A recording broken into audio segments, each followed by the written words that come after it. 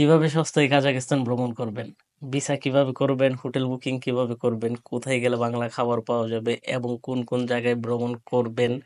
দেন হলো যে কিভাবে যাতায়াত করবেন? A to Z আমি আজকে আপনাদেরকে বলবো এবং আজকের ভিডিওতে যারা কাজাখস্তান কাজের ভিসায় যেতে চান তাদেরকেও ভিডিওর শেষে একটা ইনফরমেশন দেব এই নিয়ে। তো শুরুতে আমি আপনাদেরকে বলে রাখি যারা ভ্রমণ পিয়সী কাজাখস্তানে যেতে চান সেন্ট্রাল এশিয়ার সবচেয়ে বড় দেশ যেটা কিনা বিশ্বের ৯ম নাইন্থ লার্জেস্ট কান্ট্রি সেটা হলো কাজাখস্তান।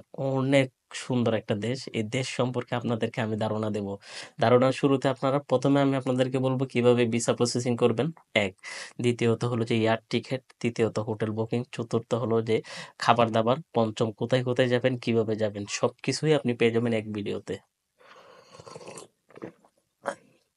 ওকে। তো শুরুতে ভিসা প্রসেসিং এর কথা। বাংলাদেশে কিন্তু কাজাখস্তানের এম্বাসি নেই যেখানে আপনি ভিসা পাবেন না। ভিসা পাওয়ার জন্য আপনাকে কি প্রয়োজন? সেটা হলো যে ওই দেশের ইনভাইটেশন লেটার আপনাকে দিবে হলো যে ই-ভিসা। ই-ভিসা করার জন্য আপনাদেরকে ১ম এ ওই দেশের গভর্নমেন্টের অথরিটি কিছু ট্রাভেল এজেন্সি আছে যারা কিনা আপনাদেরকে হলো যে আ ইনভিটেশন দিবে। তো ইনভিটেশন যদি লাগে আপনাদের, তাহলে আপনার কাজাখস্তান এম্বাসির ওয়েবসাইট থেকে নাম্বার নিবেন। ওরাই আপনাদেরকে নাম্বার দিয়ে দিবে। $১৫০ থেকে $১৭০ লাগে ইনভাইটেশন আনতে। দেন হলো যে আপনি ভিসার জন্য এপ্লাই করবেন।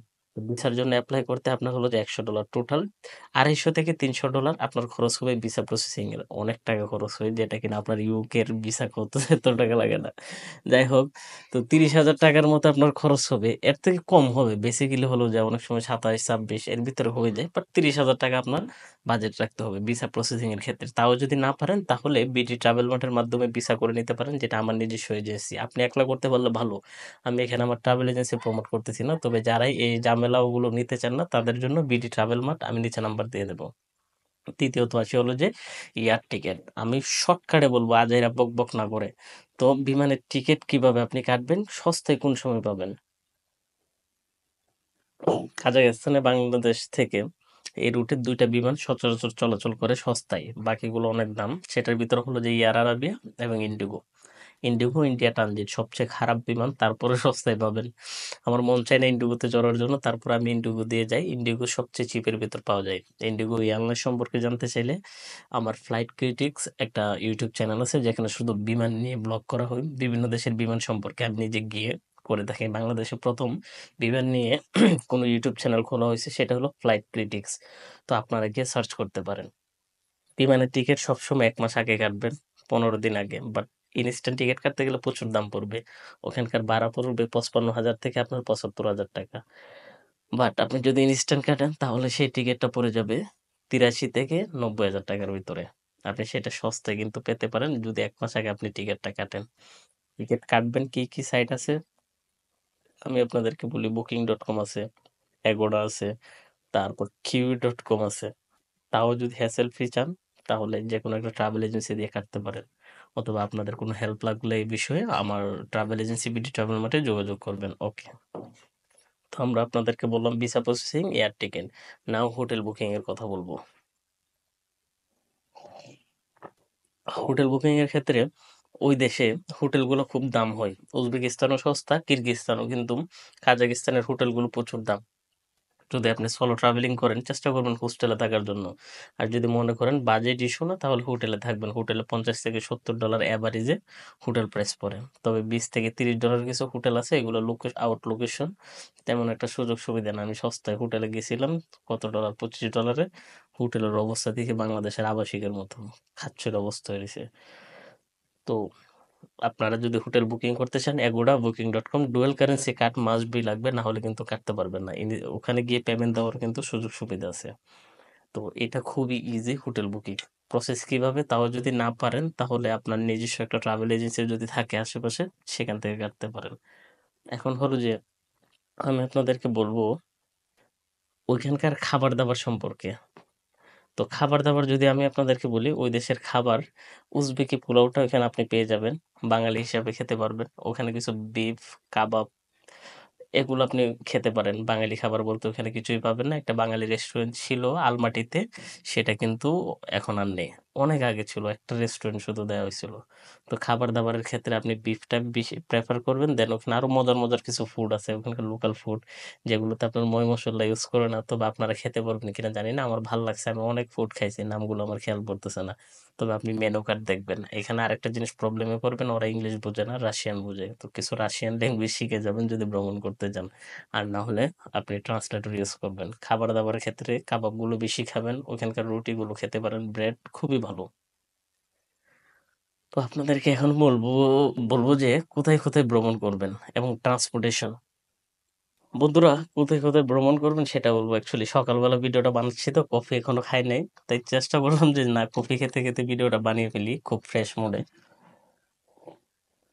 তো ভ্রমণ করার জন্য সবচেয়ে সুন্দর জায়গা হলো আলমাটি, তারপরে আস্তানা, তারপর বুরাবে।